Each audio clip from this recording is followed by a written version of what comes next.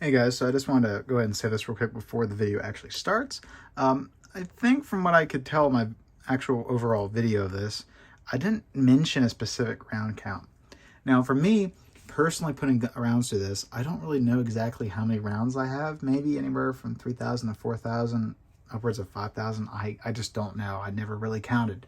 But the thing that I should mention is that due to the fact that this is a military parts gun, that the someone else previously owned this before me, the round count could be, as high as 10,000 or more on some of the parts. Some of the parts may even have more. It's very difficult to tell because, again, like these military parts were replaced at some point. So that means that some of the parts that have been in this gun maybe longer have seen more rounds than others. Like, for example, the trunnion could have significantly more rounds through it than the bolt carrier or the bolt. So that's the thing to keep in mind, is that with the 1063s, your round counts can vary considerably, potentially. So I just want to go ahead and say that before the actual video starts, since I didn't really mention a specific round count in the actual video. So yeah, go ahead and just keep that in mind when you're looking at the parts, and notice how good these parts look like comparatively to some of the Palmetto State Armory and other guns that have significantly lower round counts and show a lot more wear. So I hope you guys enjoy the video, and see you in the next one.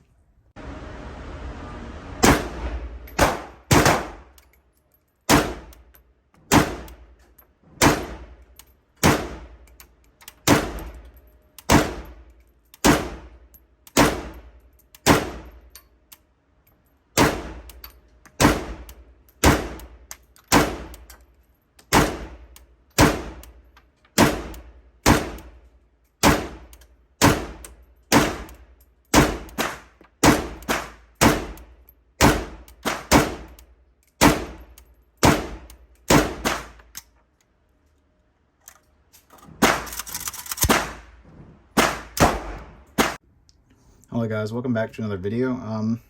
As you can see, finally got the WASR 1063 out to do that video I talked about doing a while back. Reason why it took so long, I recorded the actual video, ended up getting sick, COVID, vacation, whatever happened, never got to the range. And then I rewatched the video I had made, and I was like, I want to remake this because there's some things I said and noticed that wasn't entirely correct. Specifically with like stuff like the bolt carrier and the matching of the parts and stuff. So I kind of wanted to recorrect it and hopefully make it a little bit shorter if I could. So first off, I'm just going to give a brief history of this gun. It is the 1063 WASR, GP, yada yada. Basically, Romania was using a lot of their old military PM63 parts kits, sending them over here, barrels included. Really cool. Ended up having the Bush barrel ban, where he said, if it's used in a machine gun, it can't be imported. So they decided, screw it, we're going to build the guns, or build these parts kits over there, give them brand new cold hammer forged chrome line barrels, and then sell them here as, WASR 1063s. So that's what this gun is. It comes with original surplus Romanian furniture. This is the original handguard that came with it. They were in an original oil finish. Someone refinished this, and you can see the remnants. Like, for example, there's some remnants of it on the buttstock, metal plate and whatnot. But these actually are pretty interesting because they were originally these dongs that were cut down to be just regular style handguards. They usually would come with different accessories. It wasn't very standardized. A lot of times they would come with maybe a sling. I know a lot of them came with bayonets. That's the number one thing I generally would see people have with these, is they would almost always have a bayonet. The one thing I got with mine is I got two mags, two Romanian surplus mags, the bayonet, the sling, and then I also got a soft carrying case for the rifle, and then I got like 210 rounds of ammo or something. Back then, decent accessory list, but I think I overpaid a little bit, especially back then. But back then it was a little bit different time. Buying guns offline wasn't as easy, and gun shows was where I usually would go to get guns, and that could spell disaster in your wallet very easily when some guy is trying to scalp you for something stupid. But You know, I think I'm just going to go ahead and show you guys things like magazine fitment, and then afterwards I'm going to go ahead and talk about the gun and break it apart and show you stuff, yada yada. The reason why I want to go with magazine fitment first is because for a long time I only had 2 mags, and then I bought those Tapco polymer mags. That was a big mistake, because if you load them to 30, they do not want to lock into the magazine well. And what I had to end up doing was hold the bolt open, put the magazine in, and then close the bolt, and then it would work. So just to be real careful, nothing is in the gun, and I'm going to have it on safe, so I'm not going to load an actual bullet into this gun.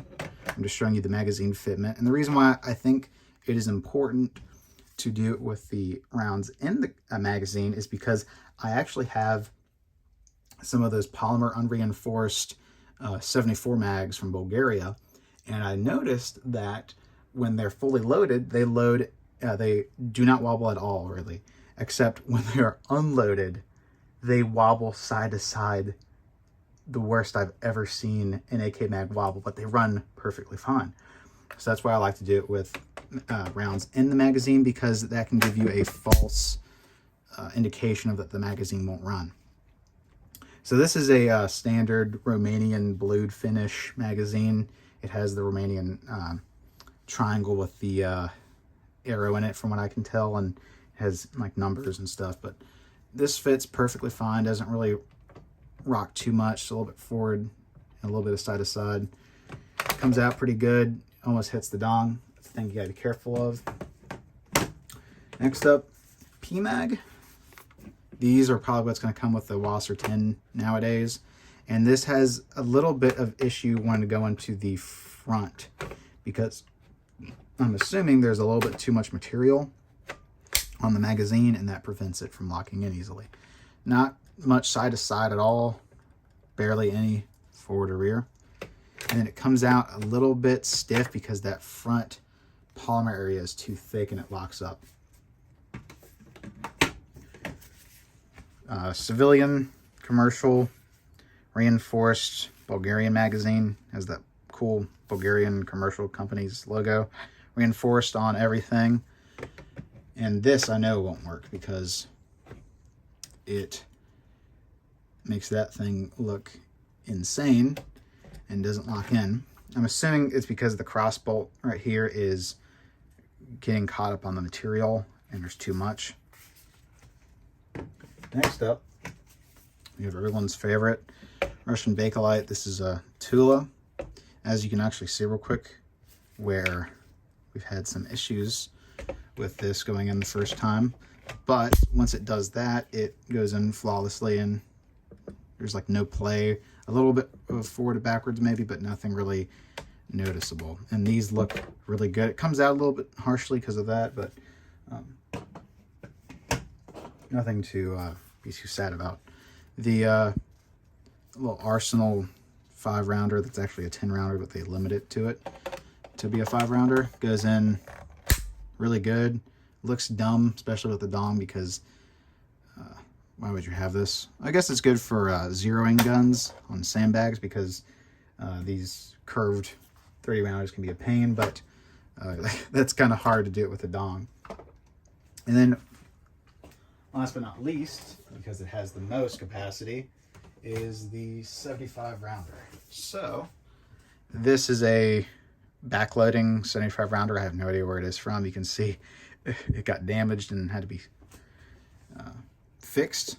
So this, I know it has a little bit of issue, because if I can get it to go in, come on, usually goes in pretty good. There we go. Oh, almost knocked my camera over. Didn't really click into place. There we go. Clicked into place finally. This has a little bit of issues, like I was saying. So watch this. So can't really move the lever. If I push forward on the magazine itself, eventually you can kind of do it. So watch if I can get it to work. Sometimes it likes to work with me, sometimes it doesn't. I think it's just a little bit chaotic, but this doesn't have any wobble real quick, except it does have a little bit of forward to backwards. but that actually is useful in this case because it allows it to come out, because you have to push the magazine forward. And I'm assuming because there's too much material right here on this, it probably could be filed down, or this could be filed down and it would work better, but just a little bit too much material on these two surfaces and it causes it to lock up. So you have to push it forward to get it going, kind of. Next, I'm going to go ahead and talk about what's on the gun and just show you some stuff. I don't know if I even showed you guys this yet, but here is that bayonet. I've never really shot it with the bayonet on, but it looks cool. Military furniture, has a trap door. Didn't come with a cleaning rod. Uses flathead screws. I had to tighten this down with Loctite to get it to stop coming loose. Rib dust cover, not matching. Military blued safety lever. It's pretty stiff, but not too terrible. You could easily fix it. Tapco G2 trigger. Not my favorite trigger in the world. Make sure it's unloaded. Yep. It is.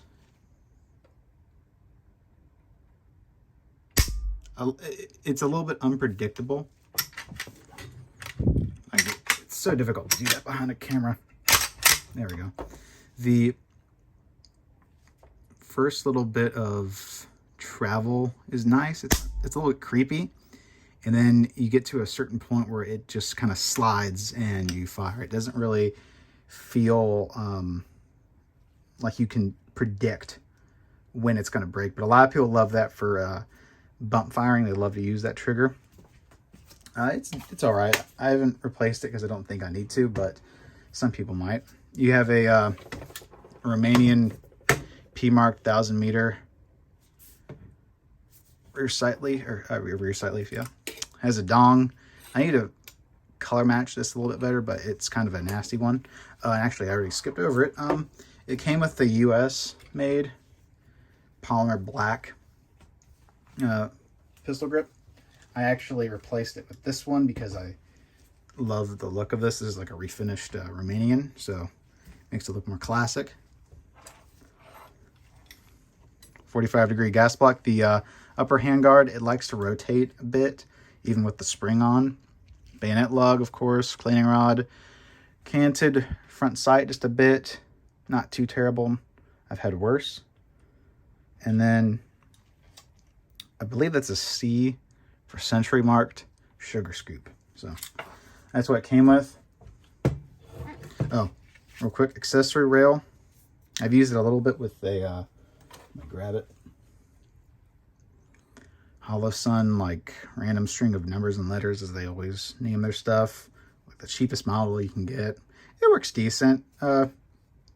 Midwest Industries Gen 1. It's a little bit offset. It's not perfectly in line with the barrel or the rear sight. So that's the only thing that kind of sucks about that, but it works good. I've mostly shot this though with irons, so I can't talk about that too much. It is a 1974 dated trunnion, and the trunnion's like last two numbers is 2142, I believe. And we'll probably see that repeated only once on the inside from what I remember. So I know it's not loaded because the hammer's down. We'll go ahead and take it apart, show you guys everything. So as we go, we'll just go ahead and show you dust cover, not matching. The recoil spring not matching.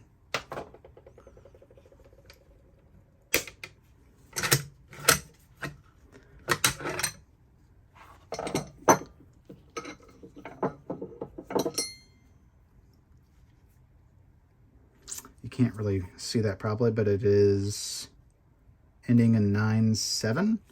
That's not matching, and here I just want to show it to you real quick. It looks really good. No issues with the firing pin. Shocking. Thousands of rounds probably through this firing pin, and not a single issue. Weird. Palmetto State Armory, huh? It's kind of strange. Free floating, as you can hear. It looks good.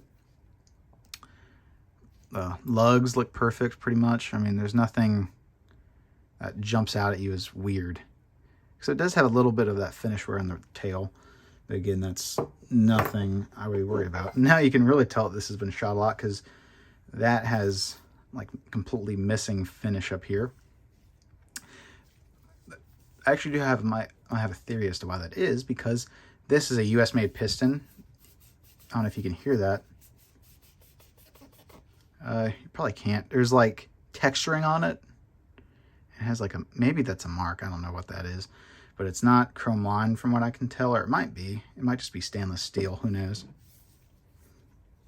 But the thing that's strange, no wobble. Can't really hear it. And it is got its rivet, but you can see threading. So it is not riveted in place.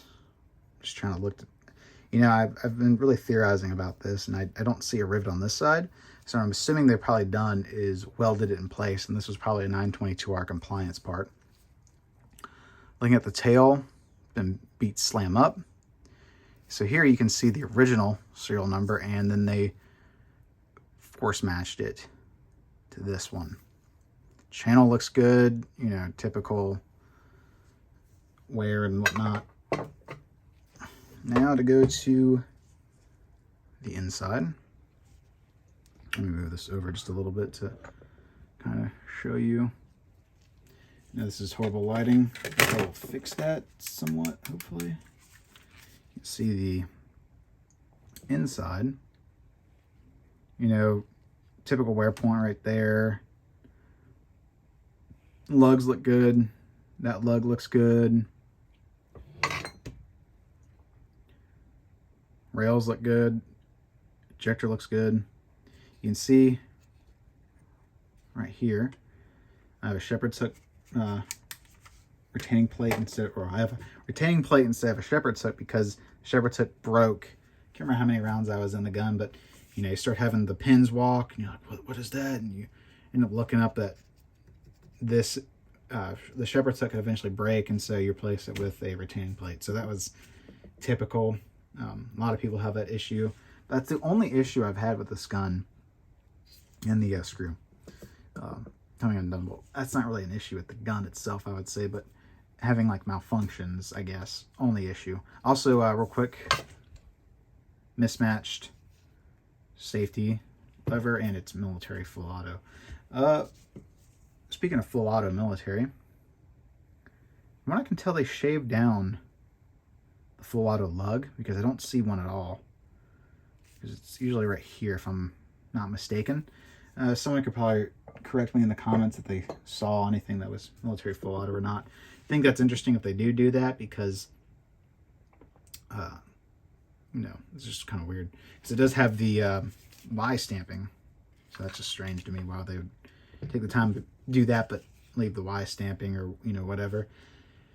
But you know, that's really all I can say. You can see the hammer face, 100% not being deformed by the tail of the bolt carrier. So, you know, that thing is a hardened steel jackhammer against this tail. It doesn't seem like it's progressed too badly ever since. About, you know, like last time I noticed it was about right here, and that was quite some time ago. So it seems like it's stopped, but nothing to worry about, probably. Trying to think of anything else I can say. You know, not really anything else. I guess I'll just go ahead and quickly talk about, should you get one of these over a 10, just a generic 10? You know, personally, I haven't got to fire. I haven't got to really handle the newer 10s yet. But what I have noticed is a lot of the guns have very rough appearances. You know, this is obviously a rough appearance gun, but coming straight from the factory, they look rough. The finish is more of like a blackened kind of color. I don't like it as much as this because this looks more closer to the military style. But I've heard a lot of just like people saying, yeah, they're okay, but for the price you can get a Zastava, and it's like the Zastavas actually have better finish. They just seem to have more care and quality into them. Because some people talk about like the underfolders on these are terrible. A lot of people have candid sights that are really bad. People have just a whole host of just terrible issues with these, that they're very rough, but they work and they're going to last, but it's just the effort is not being put into them. Actually, real quick, one thing I want to talk about real quick is the rivets, because that is look at that. So you can see this rivet is kind of nasty. Probably the worst one on here. You can see this one.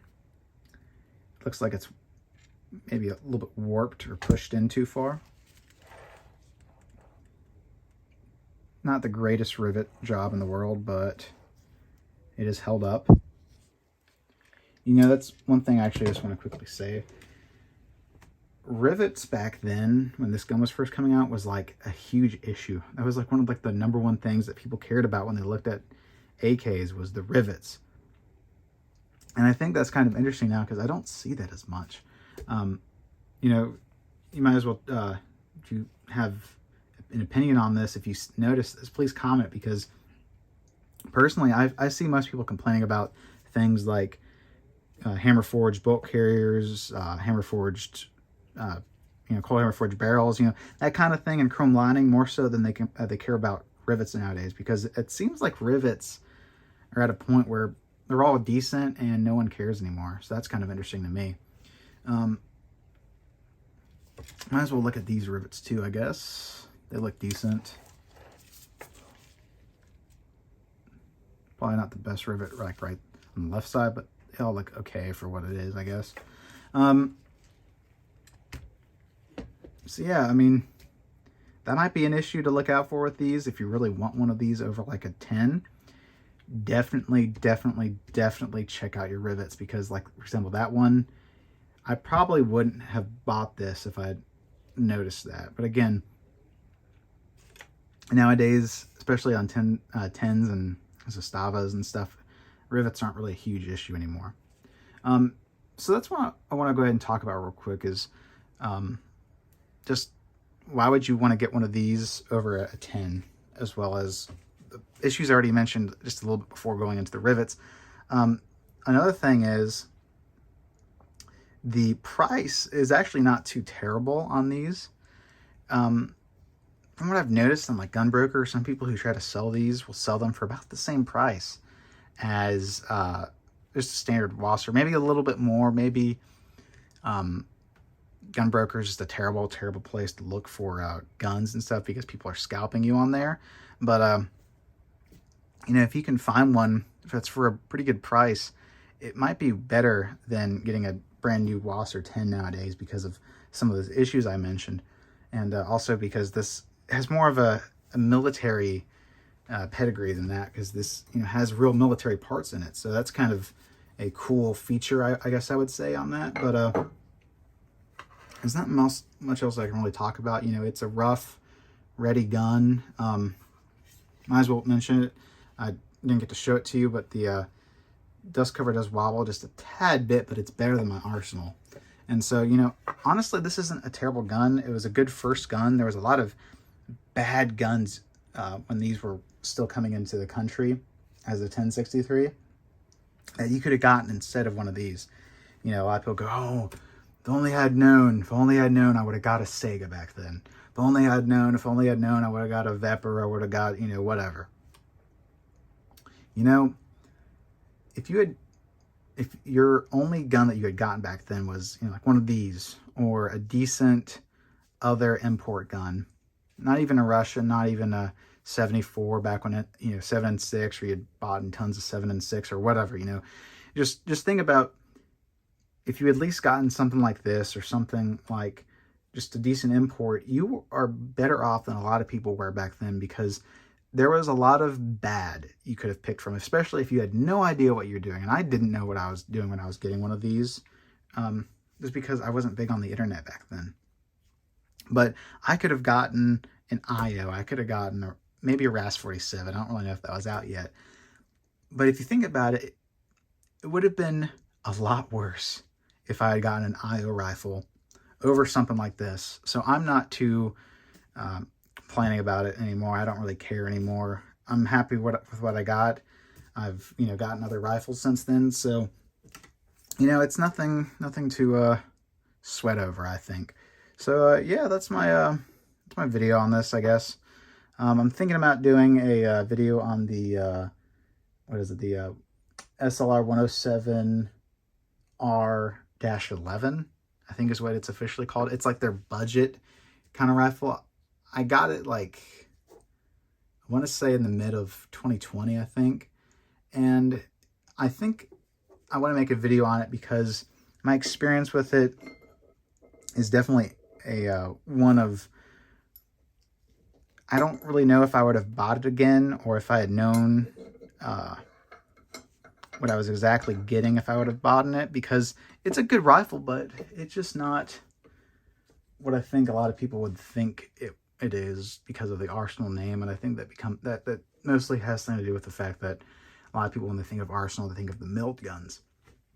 But, you know, I might do a video of that. I do have some shooting footage of that as well, so I could easily make a video on that. But for now, I think I'll leave you guys off with this.